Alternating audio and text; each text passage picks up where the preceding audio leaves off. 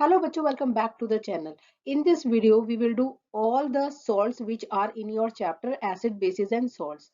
जो acid, bases and salts का chapter है आपका, उसमें जितने भी salts हैं like PUP, washing soda और बेकिंग सोडा, ये जितने ब्लीचिंग पाउडर, जितने भी सॉल्ट्स हैं आज उसको एक ही वीडियो में कवर करेंगे। हर साल एवरी ईयर एक ना एक क्वेश्चन आता है एंड आगे भी मतलब जो ये प्रेजेंट ईयर है इसमें भी आएगा और इसमें हमेशा आता रहेगा जब तक ये डिलीट नहीं हो जाता। ठीक है, तो ये बात आपको ध्यान रखनी है। सबसे पहले स्टार्ट करते हैं कॉमन सॉल्ट से बात करते हैं। कॉमन सॉल्ट बच्चों क्या होता है, जो हम नमक खाते हैं, ठीक है, उसका जो फॉर्मूला होता है दैट इज NaCl। इसको बोलते हैं सोडियम क्लोराइड, NaCl होता है इसका फॉर्मूला।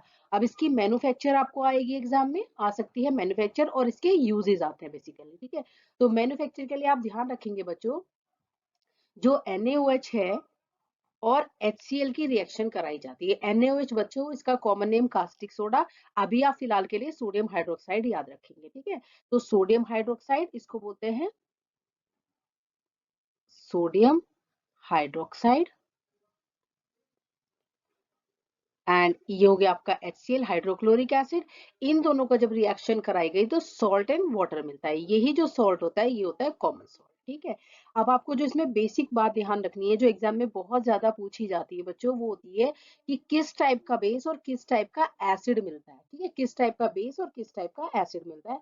तो इसमें आपको ध्यान रखेंगे, ये जो बेस होता है बच्चों ये स्ट्रॉन्ग बेस होता है और एसिड भी स्ट्रॉन्ग एसिड होता है। ये आपको मेजर बात ध्यान रखनी है।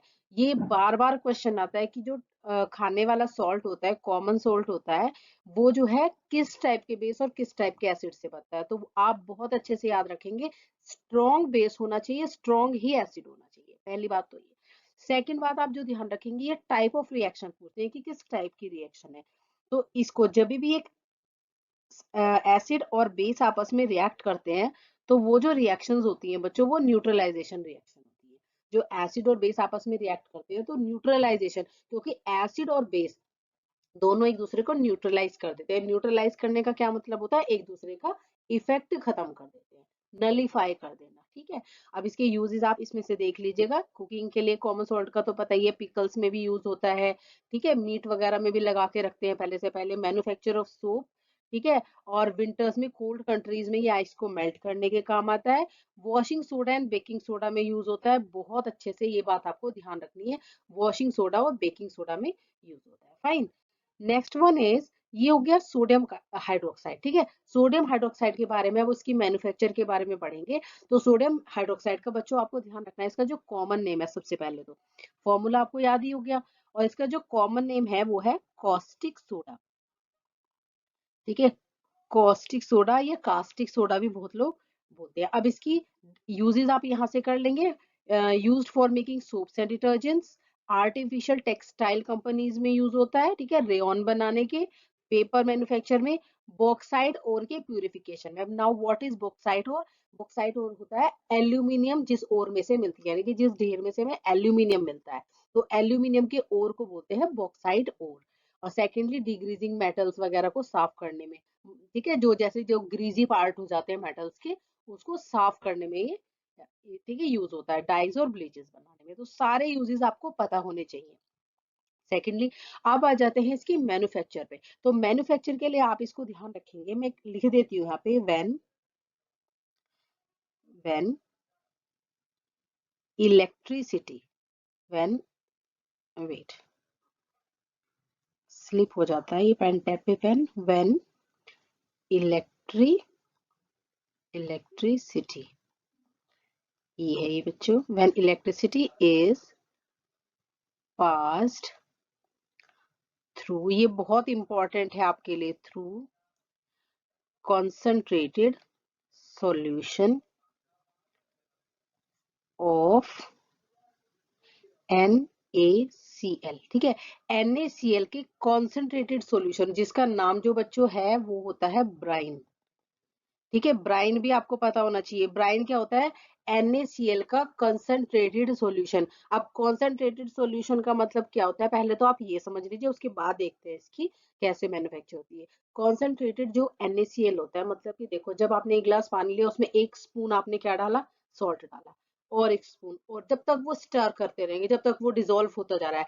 फाइनली बच्चों एक स्टेज आती है कि वो डिज़ोल्व होना बंद हो जाता है, ठीक है? इतना ज़्यादा नमक हो जाता है कि वो डिज़ोल्व होना बंद हो जाता है। उस केस में हम उसका नाम रख दिया है हमने ब्राइन, वो हो जाता है कंसंट्रेटेड सॉल्यूशन ऑफ NaCl। तो उसका नाम क्या रखा हुआ है ब्राइन। अब इस ब्राइन में से जब इलेक्ट्रिसिटी पास होती है, यहाँ पे लिखा हुआ है ना, when electricity is pass through concentrated solution of NaCl, यह नाम रख दिया brine, then it breaks it breaks आज ये पेन गड़बड़ कर रहा है चलने में, इसको रिफ्रेश करना पड़ेगा। It breaks into NaOH and Cl2, ठीक है? तो ये ब्रेक हो जाता है, ये कंसंट्रेटेड सॉल्यूशन जो है ब्रेक हो जाता है NaOH में और क्लोरीन में, ठीक है? NaOH में और क्लोरीन में, यानी कि कास्टिक सोडा मैन्युफैक्चर हो जाता है इस तरीके से।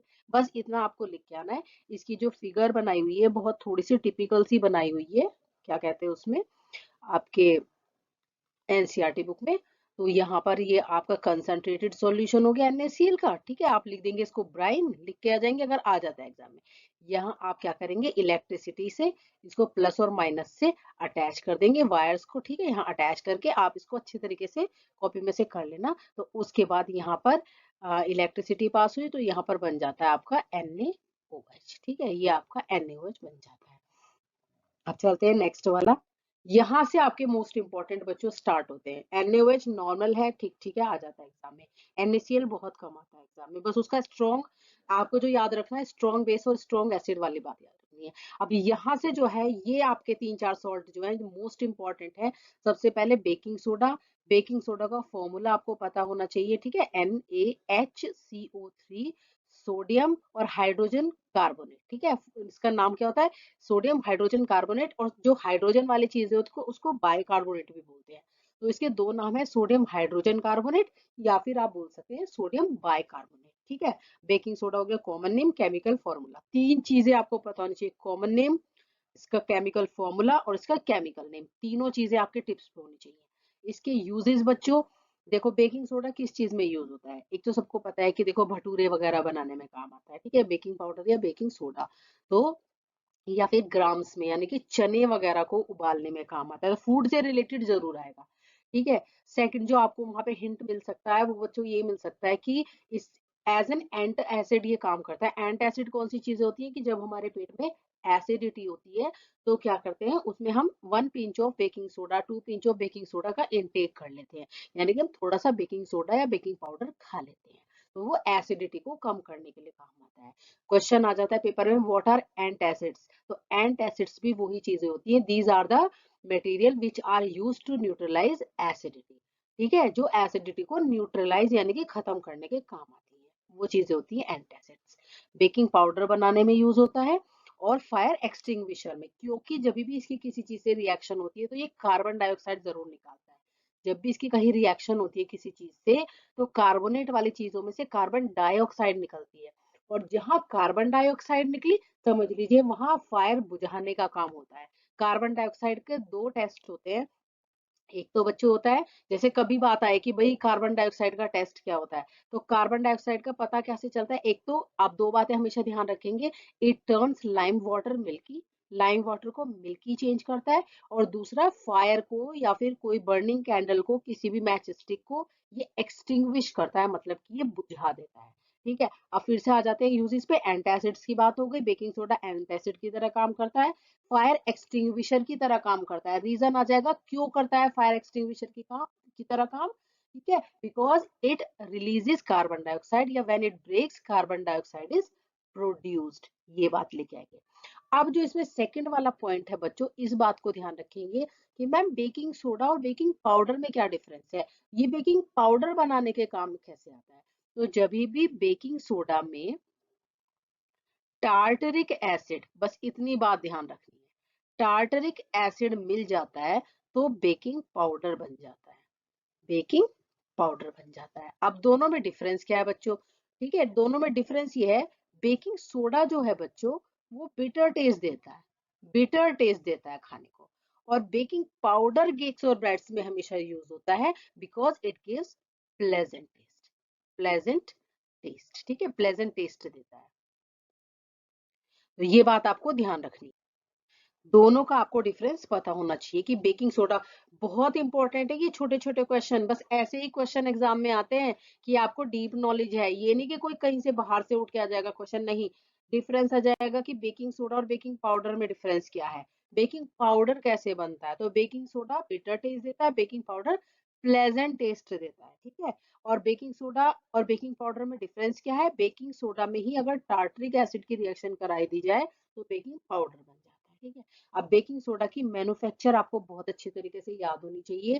Carbon dioxide, water, ammonia and sodium chloride, ये चारों चीजें जब आपस में रिएक्ट करती हैं then baking soda is produced, this is baking soda, ठीक है। Baking soda is produced and ये पास आउट हो जाता है, ठीक है, ये अमोनियम क्लोराइड, ठीक है। अब चलते हैं नेक्स्ट वाला। ये भी बहुत इंपॉर्टेंट है एग्जामिनेशन के लिए और ये अच्छे खासे नंबर में आता है। अगर इसकी मैन्युफैक्चर आपके लिए आ गई तो ये बहुत अच्छे खासे नंबर में आएगा, ठीक है। तो अब देखते हैं sodium bicarbonate, sorry washing soda के बारे में बात कर लेते हैं। जैसे बेकिंग सोडा था सोडियम बाइकार्बोनेट, बेकिंग सोडा क्या था, सोडियम बाइकार्बोनेट, मतलब बीच में हाइड्रोजन अटैच थी। और वॉशिंग सोडा होता है सोडियम कार्बोनेट, क्या होता है, सोडियम कार्बोनेट, बाय नहीं होता, इसमें से एच गायब हो गया, ठीक है। और डॉट 10H2, ये इसका कंप्लीट फॉर्मूला है, ये इसका कंप्लीट फॉर्मूला है, ठीक है। और इसका आपको वॉशिंग सोडा इसका कॉमन नेम भी पता चल गया, केमिकल नेम भी पता चल गया एंड इसका फॉर्मूला भी आपको आ गया। वॉशिंग सोडा का आपको सबको पता है क्लीनिंग एजेंट, लिख के आ जाओगे एग्जाम में, ठीक है, ठीक है, क्लीनिंग एजेंट लिख के आ जाओगे एग्जाम में। सेकेंडली ग्लास सोप, सोप और पेपर बनाने के काम में आता है, ये आपको लर्न करना पड़ेगा। जो सबसे इंपॉर्टेंट आता है हिंट एग्जाम में आपके लिए बच्चों, वो आता है used for removing permanent hardness of water, खारे पानी की हार्डनेस को खत्म करने के काम आता है। मतलब जैसे आप क्लोथ्स वॉश कर रहे हैं तो उसमें सोप इतना काम नहीं करती जितने वॉशिंग सोडा वर्क करता है, ठीक है, इसलिए क्योंकि वो हार्डनेस को हटा देता है। अब इसकी मैन्युफैक्चर की बात कर लेते हैं। मैन्युफैक्चर दिखने में बहुत बड़ी है लेकिन बहुत सिंपल है। देखो फर्स्ट स्टेप तो वही है जो आपने बेकिंग सोडा बनाया था, एज इट इज आपको इसको फर्स्ट स्टेप इसका करके आ जाएंगे, ठीक है। सेकंड स्टेप में आपका जो ये बेकिंग सोडा बना, इसको आप बढ़िया सा हीट करा देंगे। यहाँ पे आप हीट का मार्क लगा के आ जाएंगे, ठीक है, ये होता है बच्चों हीट का मार्क, ठीक है। यहाँ पर आप हीट का मार्क लगा के आ जाएंगे कि ये जो बेकिंग सोडा बना, इसको बहुत ज्यादा हीट किया, हीट करने के बाद इसमें से हाइड्रोजन, ये वाटर जो है, ठीक है, वाटर इसमें से सुखा दिया, कार्बन डाइऑक्साइड इसमें से रिलीज हो गई, तो यहाँ पर बना सोडियम कार्बोनेट। क्या बना, सोडियम कार्बोनेट। अब ये जो बच्चों सोडियम कार्बोनेट है ये बिल्कुल सूखा हुआ है, क्या है, ये बिल्कुल सूखा हुआ, इसको बोलते हैं हम एनहाइड्रस। कोई चीज बिल्कुल सूखी हुई होती है ना, तो उसको बोलते हैं एनहाइड्रस। और यहाँ पे लिख के आ जाएगी आप सोडियम कार्बोनेट, ये क्या है, एनहाइड्रस सोडियम कार्बोनेट। और बच्चों इसका एक स्पेशल नेम है, पेपर में अगर आपको आ जाए सोडा ऐश क्या होती है, तो ये होती है सोडा ऐश, ये जिसकी मैं बात कर रही हूँ, ठीक है।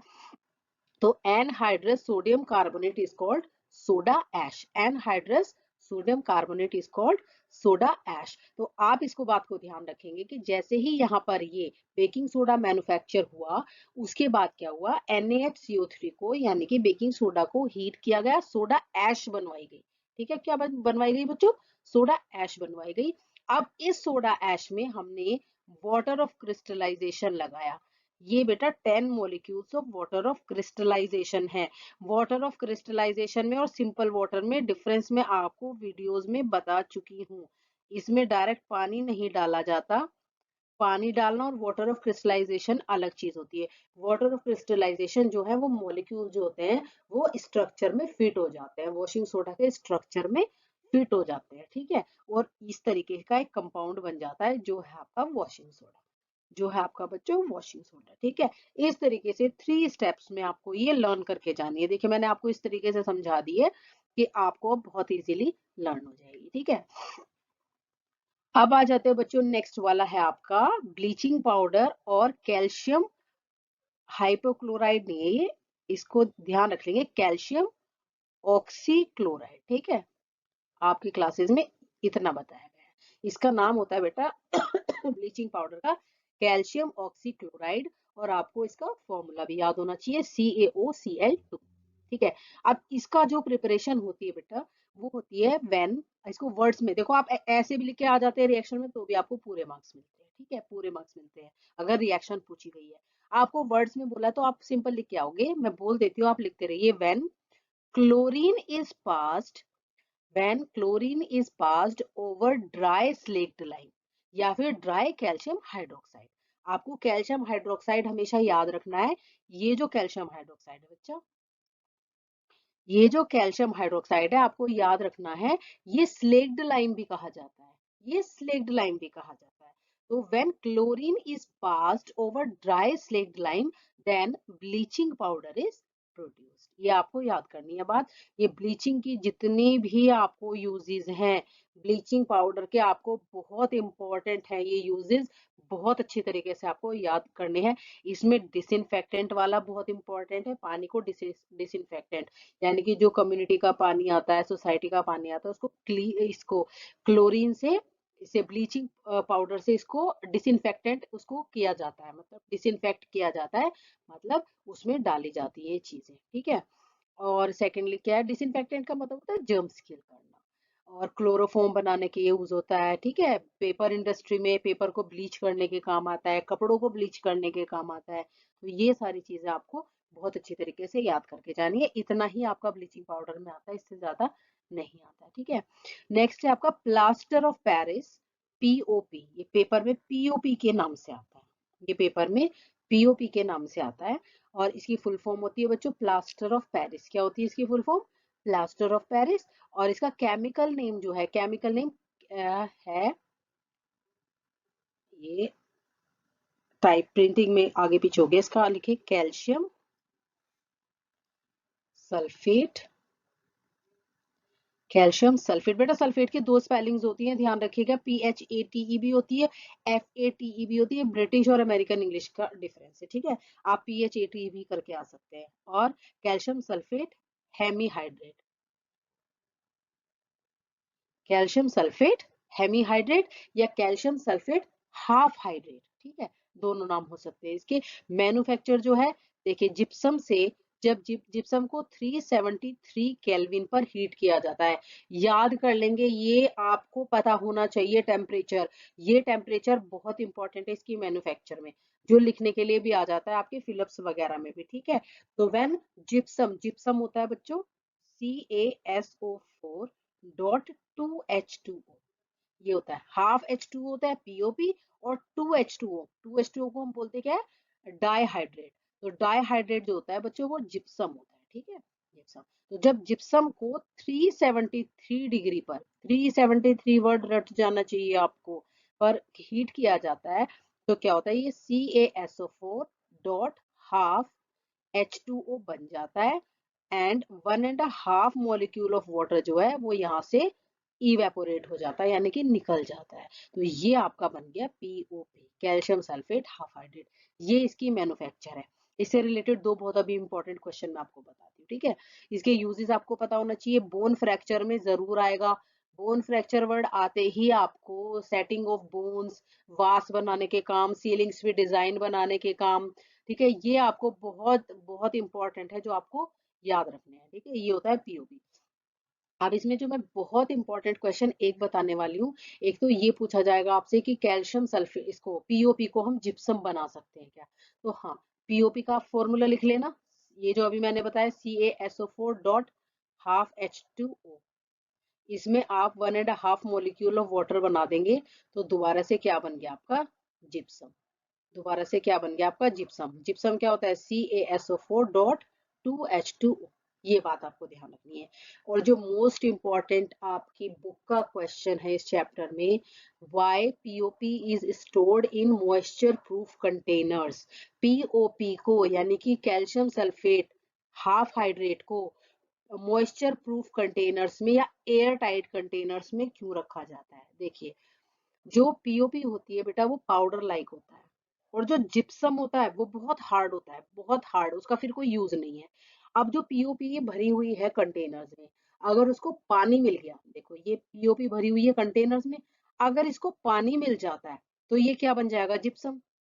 ये जो कट्टे होते हैं, बोरे होते हैं या फिर क्या कहते हैं जो बर्तन होता है, अगर उसके अंदर ही जिप्सम बन गया, उसके अंदर ही हार्ड मास बन गया, तो उसका अब आप क्या यूज़ करेंगे? उसका तो कोई यूज़ अब हो नहीं सकता उस हार्ड मास का। तो पीओपी को इतने मॉइस्चर प्रूफ कंटेनर में रखते हैं कि उसको मॉइस्चर ना मिल सके, बाहर से उसको पानी के मॉलिक्यूल्स ना मिल सके, नहीं तो वो हार्ड मास में कन्वर्ट हो जाएगा। इसको आप पेपर में लिख के आएंगे।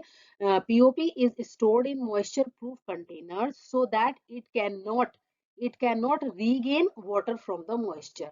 मॉइस्चर में से उसको दोबारा से, या it can not regain moisture from the air, ठीक है, एयर में से उसको मॉइस्चर ना मिल जाए, and it will convert into gypsum which will be of no use. ठीक है, तो ये आप लिख के आएंगे ये अच्छे से। अब यहाँ पर जो मैं इसका एंड कर रही हूँ वीडियो का, यही सॉल्व सारे आपके एग्जाम में है, लेकिन मैं एक बात आपको एक वीडियो को ओवर करने से पहले बच्चों बताना चाह रही हूँ। जैसे ये बातें मैं आपको बायलिंगुअल लैंग्वेज में बता रही हूँ, टोटल ना इंग्लिश में ना टोटल हिंदी में, जिससे कि आपको समझ आ सके। ठीक है, अब आपको एग्जाम में जब आपको लिखना होता है तो बहुत बच्चे हैं कि अपनी बात को इंग्लिश में कन्वे नहीं कर पा रहे हैं कि पीओपी को कहाँ यूज कर रहे हैं, और पीओपी से मैम अगर पानी मिल गया उसमें तो दोबारा से जिप्सम बन जाएगा। आप, ये एक ऑप्शन बता रही हूँ जब आप पूरा इंग्लिश में नहीं लिख पाए, अगर आप पूरा इंग्लिश में लिख पा रहे हैं तो बेस्ट है।